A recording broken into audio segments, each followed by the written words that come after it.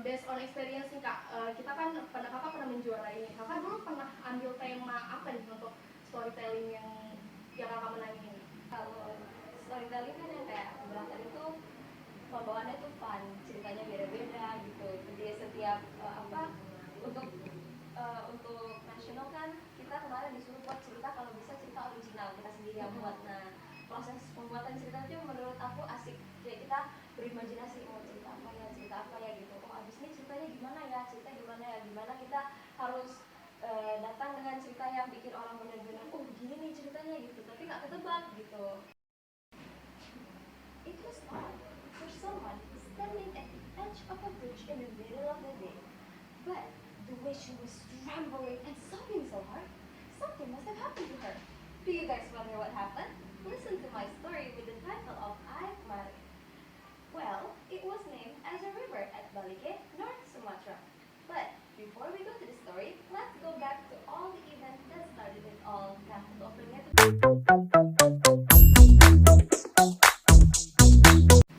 Hai semuanya, kembali lagi di Retas, ruang cerita mahasiswa yang dipersembahkan oleh Roko dan Emina. Nah, di sini saya Zulatusa bersama bintang tamu kita yang luar biasa cantik dan berprestasi ini. Nah, buat teman-teman nih, SWNEC yang belum tahu Retas itu apa, Retas adalah podcast ruang cerita mahasiswa yang diselenggarakan oleh Kementerian Kominfo oleh Badan Eksekutif Mahasiswa. Nah, di sini Badan Eksekutif Mahasiswa mengundang mahasiswa Politeknik Negeri Medan yang punya prestasi dan punya keunggulan dari segi prestasi baik dari skala regional, nasional maupun internasional. Luar biasa sekali ya kita lihat mahasiswa Politeknik Negeri Medan ini. Oh ya teman-teman, saat ini kami sedang berada di Roman Kopi di Jalan Bungasari Tanjung 11, nomor 11 di Jalan Setiabudi. Nah, kalau mungkin teman-teman yang tahu dekat USU, nah itu boleh banget nih untuk teman-teman yang pengen sharing, nongkrong sambil belajar, boleh banget nih datang ke Roman Kopi karena tempatnya cocok dan cukup strategis.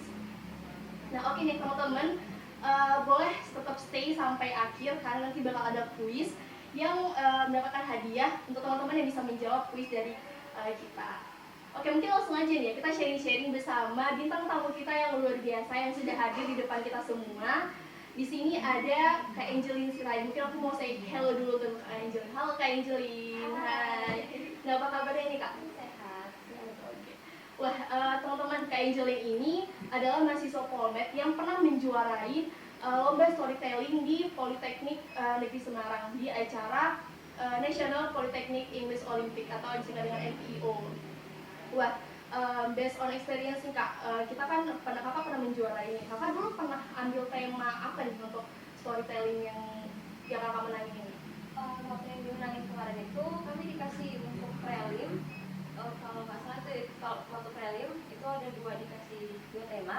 Yang pertama itu adalah overcoming sadness. Itu temanya gimana kita disuruh buat cerita untuk seseorang itu kayak mana sih caranya untuk melewati kesedihan yang akan mendalam gitu.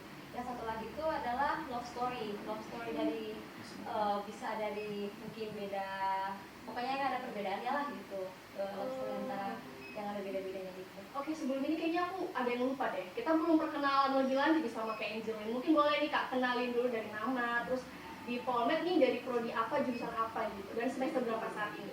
Oke, hai semuanya. Nama aku Angelin Sirait dari kelas AK 6D, jurusan akuntansi, program studi akuntansi, dan sekarang aku udah semester 6, udah lulus nih. Wih, udah lulus ya teman-teman, luar biasa sekali. Ini Kak, lanjut ke tadi ya Kak, tentang storytelling. Nah, ini saat Kakak ngambil tema tadi apa? Love story ya, Kak? Dua-dua harus dibawain. Oh, dua-dua harus dibawain. Iya. Oh, jadi itu kayak gimana Kak? Mungkin boleh di-share nggak? Sebelumnya Kakak udah pernah ikut lomba storytelling atau enggak? Pernah. Atau ini first cobaan pertama gitu? Untuk pengalaman storytelling, aku dari TK udah ikut storytelling. Oh, udah di TK, guys, sebenarnya di TK tahu. Iya. Berarti udah cukup ini ya, cukup berbakat untuk storytelling ya Kak? Jadi untuk lomba di National NPO ini Kak, ada berapa aja lombanya? Kenapa Kakak milih yang namanya storytelling gitu? Untuk NPO sendiri itu ada 5 mata lomba. Yang pertama ada storytelling, newscasting, bawa berita, debat, speech, pidato, dan juga writing. Kenapa aku storytelling? Karena storytelling itu aku rasa yang paling menarik dan gak bikin bosan gitu.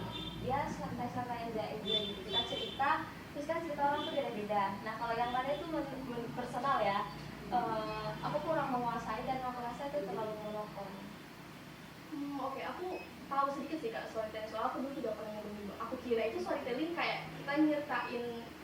karena sasaran aku ke anak-anak itu jadi kayak cerita legenda gitu. Ternyata ini general ya rupanya kalau storytelling ini. Kita mengandung tema apa, nyeritain apa tuh general. Iya, general. Kalau misalnya uh, legend itu yang paling umum nih misalnya untuk karena kan legend pasti ada apanya moral of the story-nya pasti. Gitu. Tapi kalau misalnya untuk dia lomba pasti dia nggak pernah kayaknya jarang kayak ngasih tahu oke, ini story materinya tuh tentang legend gitu. Pasti mereka ada disguise-nya misalnya set ending gitu, cerita set ending. Nah, boleh kita bawain cerita Malin Kundang. Endingnya kan sedih tuh, si malinnya jadi batu. Nah, boleh tuh, yang penting disesuaikan aja sama tema yang dibawa. Oh, berarti ini temanya ditentukan, kalau yang NPO ini kan ditentukan temanya dari penyelenggaranya atau dari kitanya? Untuk tema kemarin Kak itu ya? Tema dikasih sama penyelenggara. Berarti temanya apa? Temanya apa? Kan itu kakak judul ya? Judul ya? Atau kayak gimana? Itu temanya. Oh, temanya itu. Jadi apa motivasi kakak untuk kakak mau ambil storytelling dibanding tadi debate, speech sama recasting tadi? Kalau storytelling kan yang kayak bilang tadi tuh pembawaannya tuh fun, ceritanya beda-beda gitu. Jadi setiap untuk nasional kan kita kemarin disuruh buat cerita, kalau bisa cerita original kita sendiri yang buat. Nah, proses pembuatan cerita itu menurut aku asik. Kayak kita berimajinasi, oh cerita apa ya gitu. Oh abis ini ceritanya gimana ya, gimana kita harus datang dengan cerita yang bikin orang benar-benar oh gini nih ceritanya gitu, tapi nggak ketebak gitu. Nah kalau misalnya aku ikut debate ya, aku orangnya softy, maksudnya mudah nangis gitu. Kalau orang debate kan sampai harus adu argumen gitu kan. Mungkin aku kalau misalnya ikut debate kan ya disuruh dia kan mungkin udah nangis. Nggak bisa. Feelingnya itu ya. Kalau misalnya speech kurang enak aja gitu. Writing juga aku kurang jago menulis. Terus kalau terus casting kemarin coba untuk internal, tapi disuruh sama lecturer-nya coba fokus di storytelling aja dulu. Oh, jadi sebelum ngikut ini tuh kita nggak langsung ke lembaga NPO ya? Dari ada seleksi dari Polmed sendiri? Ada, itu pasti setiap tahun Polmed buka seleksi. Itu kemarin kami di bulan Januari playernya itu udah keluar gitu. Jadi tuh anak-anak Polmed yang kayaknya tertarik gitu ikut NPO ini pasti ada nanti. Oh, nah Kak boleh nih sharing-sharing tahapan dari awal makanya itu seleksi Polmed sampai ke kemana Politik Semarang gitu ya? Terus acaranya itu online atau offline Kak boleh dijelasin nggak? Oke, jadi setiap tahun itu ada NPO, itu pasti diselenggarakan. Kecuali tahun 2020 karena itu pandemik. Jadi itu kemarin cuma disosialisasikan, tapi nggak ada kelanjutannya kalau nggak salah kemarin. Jadi nggak diadakan ya, di cancel. Nah, tahun 2021 dimulai lagi di Semarang. Kemarin itu tahapannya mereka mulai nyebar flyer, terus kita mendaftar. Lalu semua anak Polmed semua anak Polmed boleh mendaftar. Lalu diadakan audisinya gitu. Sesudah itu mereka ambil 10 besar selang seminggu mereka ambil 10 besar. Nah 10 besar pengumuman hari ini, besoknya kita harus udah ikut lomba lagi gitu. Jadi persiapan ceritanya itu cuma dalam 1 malam. Ceritanya itu. Ya. Terus sesudah itu kami ikut lomba lagi di Gedung Z, kemarin diselenggarakan di Gedung Z. Terus berselang berapa hari mereka kasih pengumuman 5 besar. Karena kemarin itu mungkin waktunya kurang memadai, jadi langsung diambil 2 besar teratas yang internasional. Jadi setiap kategorinya itu Kak diambil cuma 2 ya kalau dari Polmed? Dari Polmed menyediakan 2. Untuk kemarin Kak lihat banyak ya saingannya? Untuk saingan cukup ketat nggak Kak? Persaingan cukup ketat, karena kan ini politeknik seluruh Indonesia ya. Iya, seluruh Indonesia. Terus Kak aku pengen tahu juga nih, setelah di sana tuh kan, itu kan secara offline ya Kak? Waktu 2021 kami online, 2022 tahun ini kami offline. Oh yang tahun ini Kakak nyoba nggak? Nyoba. Oh nyoba juga? Nyoba. Oh, Kakak nyobanya apa storytelling juga? Storytelling juga. Jadi gimana Kak yang sekarang? Wah, itulah perbedaan antara offline dan online ya. Online itu kan kita nggak ketemu jadi langsung, kita ngadep kamera. Kemarin kami di hotel yang dekat bandara. Jadi semua settingan udah pakai green screen, pakai cam gitu. Terus udah ada ketentuannya lah, jarak dari komputer ke kita itu harus nampak sampai kaki gitu. Kalau ini kan offline, kita ke Padang, planning di Padang. Nah kita ini hadap-hadapan dia langsung sama jurinya. Jurinya tuh masalahnya bukan cuma satu, dia lebih 7 atau 8 gitu. Iya banyak kalau gitu. Oh, jantungan luar biasa. Berarti aku udah sampai ke tahap ke berarti di Padang ya? Ada. Oh udah. Wah, luar biasa sekali ya teman-teman. Nah, Kak, aku pengen tahu juga nih mengenai basic teknik dari storytelling itu apa aja sih? Kan ada kan tahap-tahapnya dari tadi apa freelance ya? Tadi aku kurang tahu juga. Betul banyak. Ya, basic teknik dari storytelling itu apa aja sih, Kak? Ini boleh sharing-sharing ke teman-teman juga biar pada tahu kan kalau pengen ikutan storytelling itu kayak gimana ya? Oke, basic teknisnya aku personal itu yang pertama adalah jangan pernah hafal ceritanya. Maksudnya nggak apa-apa kalau hafal cerita, it's okay, it's up to you yang mana nyamannya aja. Tapi kalau aku personal jangan hafal ceritanya. Kenapa? Karena kalau misalnya kita hafal cerita, nah kita tuh bisa hafal mati nih. Kalau bisa kita kemis aja, lupa aja satu kata. Abisnya apa? Jadi lupa. Iya, nggak tahu selanjutnya apa, mau lanjutin ceritanya juga kita lupa gimana gitu. Jadi hafal aja inti ceritanya tuh gimana, alurnya tuh gimana. Mungkin kalau cerita Danau Toba, oh pertama ada laki namanya Sitoba, oh Sitoba ini pergi mancing, oh dia dapat ikannya bisa bicara. Nah gitu kan kita bisa cepet gitu mikirnya, abis ini kesini gitu. Walaupun kita lupa nanti somewhere pasti ada cara untuk ingatnya balik. Itu yang pertama. Yang kedua itu storytelling itu mainkan nih mimiknya dan juga suaranya gitu. Kalau misalnya suaranya suara anak-anak, bisa dong kita nggak suara anak-anak kecil gitu. Terus kalau misalnya suara bapak, kamu nggak boleh kayak gini-gini. Nah gitu. Jadi karena kan storytelling itu lebih ke storytelling itu ke apa? Main ke visual dan juga main ke auditori gitu. Jadi kayak mana cara pendengar itu bisa membedakan ceritanya kalau kan nanti ada apa?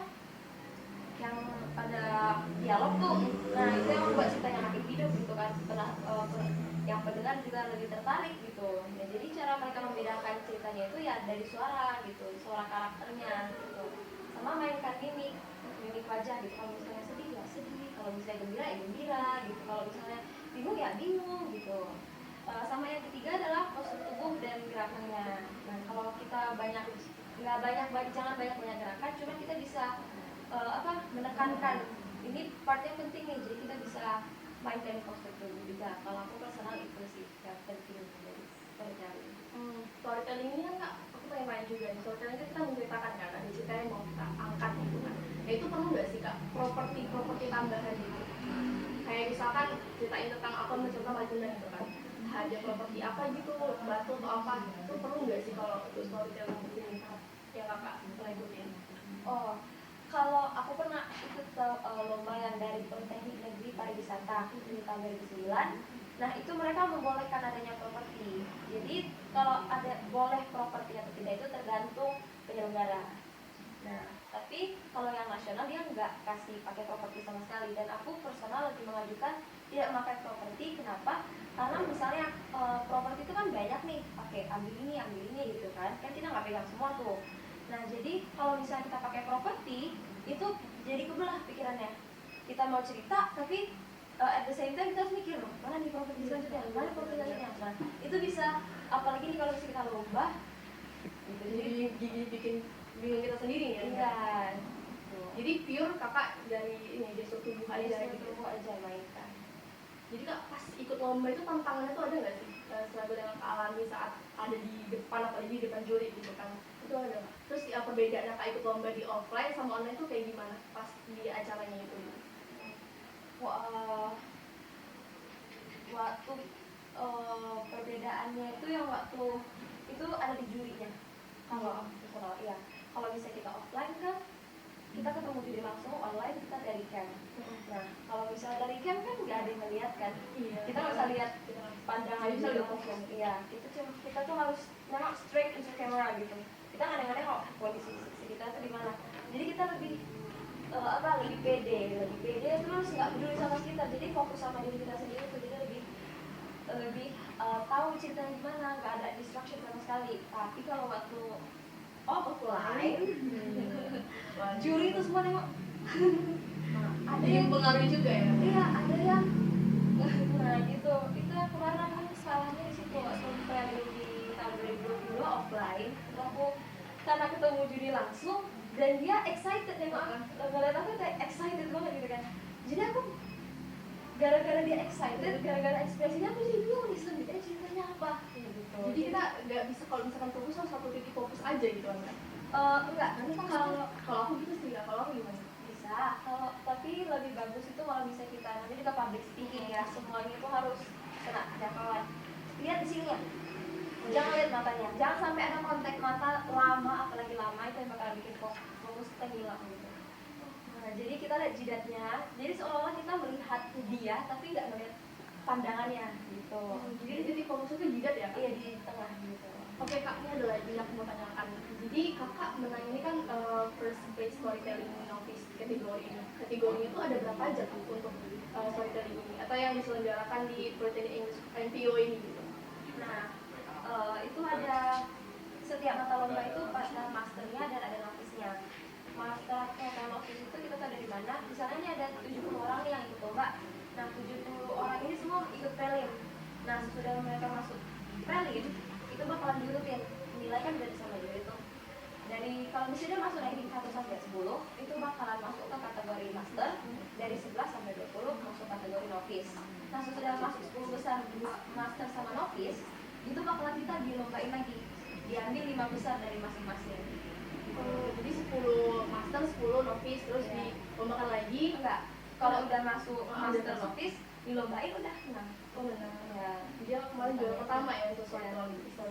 Dan storytelling berapa Kak? Juara 1, 2, 3 atau berapa? 1, 2, 3, 2, 3, 4, 3 kali 5. Iya, master atau novice gitu. Nah, Kak, terus gimana sih perasaan aku how did you feel when you got first place storytelling di novice kategori itu gimana? Perasaannya gitu pertama kali gitu kan?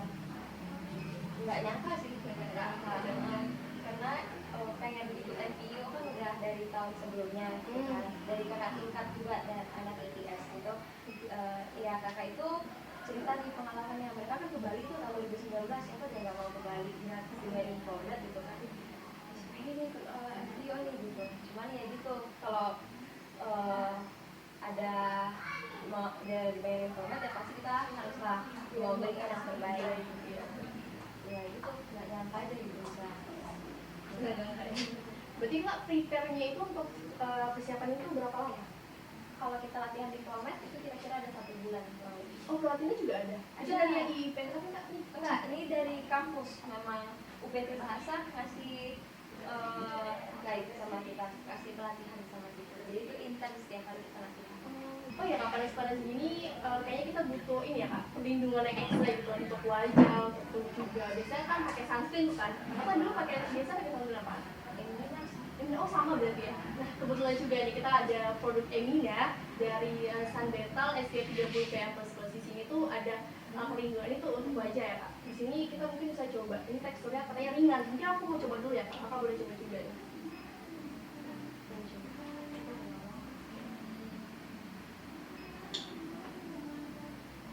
Untuk teksturnya ringan ya Kak. Coba deh. Ringan banget gitu ya, ringan. Kakak bisa pakai ini juga. Soalnya kan untuk sunscreen Emina kan ada banyak nih kan Kak. Kalau aku sih emang pakai ini. Harum juga sih. Iya, karena ada kandungan aloe vera ekstraknya gitu. Untuk perlindungan itu lebih lagi gitu. Very natural. Wah, nggak white cast juga nih ya Kak? Iya. Teman-teman. Untuk sunscreennya ini nggak white cast, suka banget teksturnya juga ringan. Untuk teman-teman yang suka di luar ruangan dalam waktu yang lama itu bisa banget pakai dari Emina Sunbetal SPF 30 PA++. Nah, mungkin bisa lanjut lagi ya nih Kak untuk bicara sharing-sharing kita nih. Terus Kak untuk storytelling nih kan Kak, pasti ada dong tips-tips atau cara biar kita tuh bisa menarik perhatian audiens dari cerita kita gitu. Karena kan kalau ceritanya tuh monoton, orang juga bosan dong dengarnya gitu. Jadi dari Kakak tuh gimana sih biar supaya orang tuh juga excited dengan cerita kita gitu? Oke, kalau cara menarik perhatian audiens itu first hook itu harus datang. First hook itu maksudnya awal. Kalau kita bisa grab attention mereka di awal, itu kira-kira 50% ke atas mereka udah mau dengerin kita. Nah jadi opening kita tuh harus bikin mereka apa ya gitu. Nah kalau misalnya basic public speaking mungkin yang kita jelas dengar itu kayak good morning everyone. Nah, Iya, today bener. I'm going to. Nah, itu Kayak speech juga ya kan? iya. Nah, itu kurang direkomendasikan karena orang lebih jadi kayak oke, dia mau hari ini mau cerita nih, oke gitu kan. Nah, kalau misalnya kita cara mendapatkan attention itu mungkin kita bisa ngelakuin hal-hal yang menarik perhatian orang tuh. Misalnya kalau di storytelling itu uh, membuat pertanyaan kepada audiens. Nah, Oh, jadi kita kayak interaksi juga ya kak? Itu Iya. apa kalau misalnya interaksi sama audiens juga? ya apa di awal pertengahan akhir itu kita include audiens sama cerita kita. Nah, misalnya kalau first opening misalnya gini, does everybody know the story of Danau Toba, of Lake Toba gitu? Atau do you know about Lake Toba? Nah, audiens pasti kayak, oh ini gue buat cerita Lake Toba nih, atau oh kalau misalnya dia nggak tahu cerita Lake Toba, wih Lake Toba apa nih ceritanya gitu. Kalau misalnya kita dapat attention mereka di opening, kita juga bisa sneak peek cerita gitu. Sneak peek cerita misalnya kita kasih tahu nih, oh waktu itu harinya hujan, hari hujan ada perempuan yang lagi nangis gitu. Kayak plot twist juga Iya kan? ada plotnya gitu, kita kasih tahu sedikit. Nah, apa yang terjadi sama perempuan itu? Nah, orang juga kayak apa ya yang terjadi gitu. Nah, terus kita selama di story itu buat lelucon juga bisa, tanya-tanya penonton juga bisa, nyanyi kita juga bisa. Jadi kreasi dari kita tersendiri Iya, ya, yang iya. memadukan sama apa gitu ya. Iya. Oke, mungkin kak, aku mau juga nih tanya tips biar mahasiswa-mahasiswa Polmed nih khususnya pengen berprestasi kayak kakak, khususnya di perlombaan yang kayak gini. Ini kan nasional nih kan kak. Nah itu gimana sih tips-tipsnya gitu dari awal harus prepare apa sampai ke tahap ini? Kalau dari aku personal ya, kalau misalnya ada tahu info itu, go for it, gaskan aja Gaskan gitu. aja. Karena kalau misalnya kita makin lama mikir itu makin banyak pikiran gitu. Itu ya, nanti aku bakalan kayak gini, aku bakal kayak gini. Pokoknya daftar aja dulu. Misalnya ada NPO nih, yang tahun depan gitu kan. Tapi aku kurang pandai nih storytelling, atau aku kurang pede nih debate, kurang pede nih speech gitu. Jadi itu nanti aja. Kalau misalnya ada kesempatan, kira-kira adalah bakatku sini 20% adalah, ya udah gasin aja gitu, daftar aja. Kenapa? Karena yang pertama penyesalan datang di akhir. Iya Gitu. Kalau kita dengar ceritanya, Allah, coba aku tuh kemarin gitu kan. Oke, berarti kak confidence itu juga berpengaruh ya kak? Karena kalau misalkan itu permasalahan mahasiswa-mahasiswanya sebenarnya ya itu percaya diri, kadang nggak percaya diri, ngomong di depan itu sih sebenarnya. Oh ya kak, penampilan tuh penting nggak sih buat berproduksi, apalagi pas kakak nampil nih untuk storytelling gitu? Itu penting nggak? Termasuk poin penting tambahan nggak nih ke juri gitu? Nah, kalau untuk penampilan itu poin yang penting ya. Nah, karena kita kan public speaking nih, pasti ngomong depan orang banyak. Nah, jadi tidak-tidaknya kita pasti harus terlihat decent gitu depan orang, terlihat bagus gitu. Apalagi kan untuk storytelling atau beberapa lomba itu kita bakalan ngomong non-stop gitu beberapa waktu. Kayak kemarin kami ngomong 7 menit itu non-stop. Non-stop mereka cerita gitu. Nah, jadi selain suara harus oke, penampilan juga harus oke dong. Ya, makanya itu setiap aku perform itu aku pakai ini. Nah, jadi Berbeda Kalisa ya kak? iya, bibirnya kan tetap kita kan bakalan ngomong terus nih kan. Nah, jadi bibir Bibir dan juga benar banget. oh itu produk dari Roto juga kan kak? Aku juga punya nih produk dari Roto, yaitu Roto Dry Face. Ini tetes mata steril yang memiliki kandungan aktif yang bisa mengatasi mata kering dan juga iritasi mata nih. Buat teman-teman nanti yang kayak kakak ini kan selalu performance ke depan, kalau punya kekeringan mata itu boleh banget pakai Roto Dry Face. Gak cuma itu loh kak, Roto ini juga menyediakan produk-produk skincare dan juga kesehatan seperti ini Oxida. Nah ini obat jerawat, mungkin teman-teman juga nggak asing sih sama Oxy ini gitu. Oh, ada ini juga ya? Iya kak, ini macam-macam, ada banyak, ada yang dry fresh, ada juga yang itu dia apa dulu? Yang fresh. Oh iya sih. Biasa juga banyak ya? Iya banyak ya, produknya banyak, kesehatan dan juga ini obat jerawat. Jadi untuk teman-teman nih, untuk obat jerawat ini boleh banget cobain Oxy dari Roto. Apalagi kan mahasiswa banyak bawa barang ini kayaknya Iya praktis ya kak, tempatnya packagingnya ya kan kecil, sudah bisa dibawa kemana-mana lah, dan harganya juga terjangkau. Dan ini juga bisa ditemuin di mana aja sih, di marketplace mana aja. Oke, mungkin kita bisa lanjut ya Kak. Iya. Gitu. Oke Kak, lanjut soal storytelling. Aku juga masih pengen banyak banget tanya nih ke Kakak. Mungkin boleh nih Kak agak spill dikit nih cara-cara storytelling itu kayak gimana dari opening sama mungkin isi dikit gitu. Kayak kemarin Kak bawain tentang apa sih? Yang kemarin tuh buat legend tentang Air Mare yang dibagi, sama satu lagi itu tentang kita disuruh buat successful story. Boleh nih Kak, yang pertama tadi apa tentang Aymar ya? Aymar ya. Nah, itu boleh Kak di-spill dikit nih dari openingnya kan, biar teman-teman juga tahu nih gimana performance Kakak Angelin saat mengikuti audisi dari storytelling. It was odd for someone standing at the edge of a bridge in the middle of the day. But the way she was trembling and sobbing so hard, something must have happened to her. Do you guys wonder what happened? Listen to my story with the title of Air Mare. Well, it was named as a river at Balike, North Sumatra. But before we go to the story, let's go back to all the events that started it all. Nah, untuk openingnya tuh bisa itu. Oh iya, dari opening aja kayaknya udah mendalami ya, jadi aku juga pengen denger ceritanya lebih banyak lagi nih. Itu untuk opening ya Kak? Iya. Untuk closing itu gimana sih Kak biasanya? Nah, closing ini yang lumayan penting di storytelling. Oh iya, itu poin penting. Lumayan penting banget. Kenapa? Karena di closing itu biasanya ending ceritanya itu yang menentukan moral of the story. Setiap kita cerita storytelling pasti dong harus ada pembelajaran yang dipetik gitu. Memang kita nggak harus menjelaskan the moral of the story is, kita nggak usah jelas secara gamblang.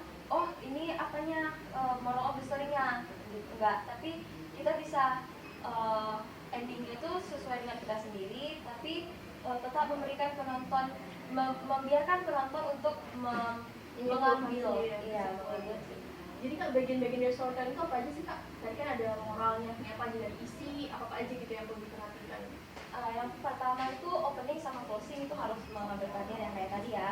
Terus konteks ceritanya itu harus singkat, padat, jelas, tapi dia punch gitu, kayak memang benar-benar oh ini cerita yang penting gitu, bagian yang penting gitu. Misalnya kayak ceritanya B.J. Habibie gitu. B.J. Habibie kan beliau tuh kan selama kayak Habibie Idol pertama gitu. Nah itu mereka kan perjalanan mereka udah panjang tuh. Nah tapi kan diambil punch yang penting tuh kayak mana mereka ketemu, kayak mana mereka saat sedih dan susah. Nah itu yang dirangkai dalam storytelling. Cerita itu nggak perlu panjang, tapi satu momen di mana itu bisa kita buat jadi cerita yang berkesan untuk penonton dan juga diri kita sendiri. Oh gitu, ternyata banyak ya yang perlu diperhatikan untuk kita bisa mengikuti storytelling ini gitu. Oke Kak, nah terakhir deh mungkin boleh dikasih apa ya tips dari untuk mahasiswa pelabat untuk teman-teman yang pengen ikut storytelling, apa aja sih tips-tipsnya gitu dari Kakak belajar itu harus kayak gimana gitu. Mungkin boleh deh Kak sedikit sebagai penutupan kita nih sebelum kita kembali ke sebelum kita next ke quiz. Oke. Untuk storytelling itu yang pertama harus pede, confident.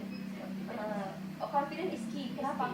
Kenapa kalau misalnya kita kayak tadi tuh aku mimik suara, kadang kan cowok suaranya harus ditinggiin itu supaya bisa buat suara ibunya, mungkin bisa buat suara cewek gitu.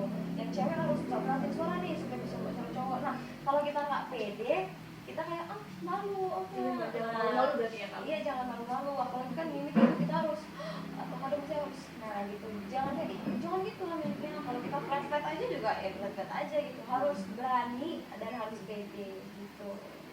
Untuk perfect itu Kak harus sering nggak sih? Karena kan aku bisa tahu kayak practice makes perfect kan kata gitu. Jadi kalau Kakak sendiri dari dulu dari TK kan, jadi udah terbiasa banget ikut storytelling gitu teman-teman.